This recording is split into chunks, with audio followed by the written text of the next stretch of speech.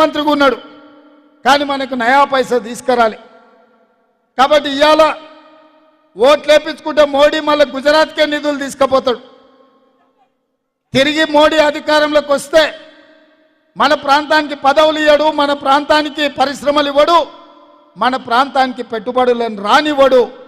తెలంగాణను నిండా ముంచే వ్యక్తిగా నరేంద్ర మోడీ గారు తయారవుతారు. ఆనాడు బయ్యారంలో కాంగ్రెస్ పార్టీ ఉక్కు కర్మాగారం ఇస్తే ఈ 10 సంవత్సరాలు ఆ పరిశ్రమ నిర్మించలే.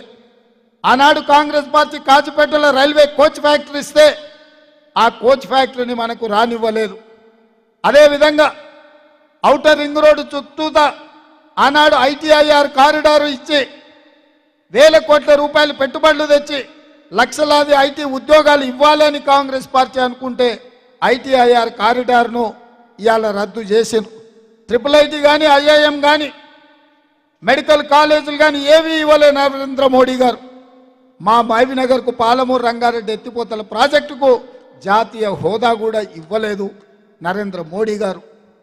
ఇవాళ మాత్రం మళ్ళీ మనల్ని ఓట్లు అడుగుతున్నాడు, రాజేందర్ను గెలిపించమంటున్నాడు.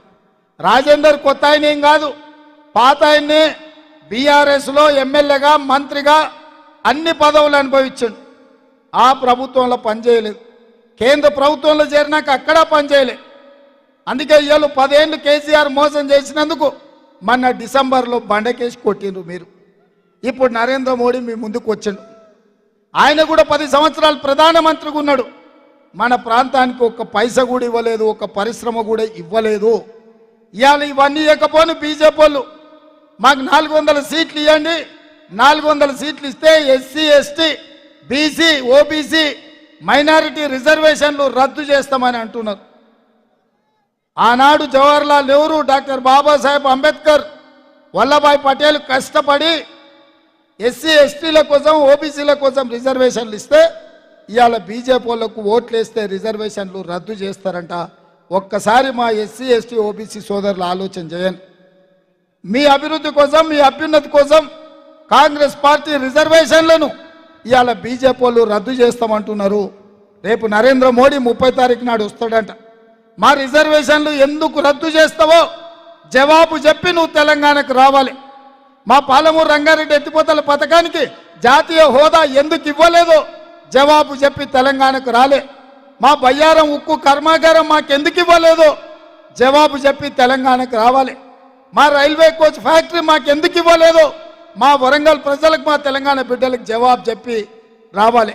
ఇవాళ ఔటర్ రింగ్ రోడ్డు చుట్టూతా రంగారెడ్డి జిల్లాలో ITIR కారిడార్ IT కంపెనీలను రాకుండా అడ్డం పెట్టినందుకు ఇవాళ మీరు జవాబు చెప్తేనే తెలంగాణకు రావాలి, ఓట్లు అడగాలి. ఆయన తెలంగాణ రాష్ట్ర ఏర్పాటు ప్రక్రియను కూడా పార్లమెంట్లో తప్పు పట్టిండు. తల్లిని చంపిండు, పిల్లను బతికించిండని. మా తెలంగాణ ఏర్పాటునే అవమానించిన నరేంద్ర మోడీ మా తెలంగాణ రాష్ట్ర ప్రజల యొక్క ఓట్లు ఎట్లా అడుగుతావని నేను అడుగుతున్నా. అందుకే ఇవాళ ఈ తెలంగాణ రాష్ట్రం నుంచి బీజేపీని బహిష్కరించాల్సిన అవసరం వచ్చింది. బీజేపీని ఓడగొట్టాల్సిన, బీజేపీని పడగొట్టాల్సిన బాధ్యత తెలంగాణ యువకుల మీద ఉన్నది.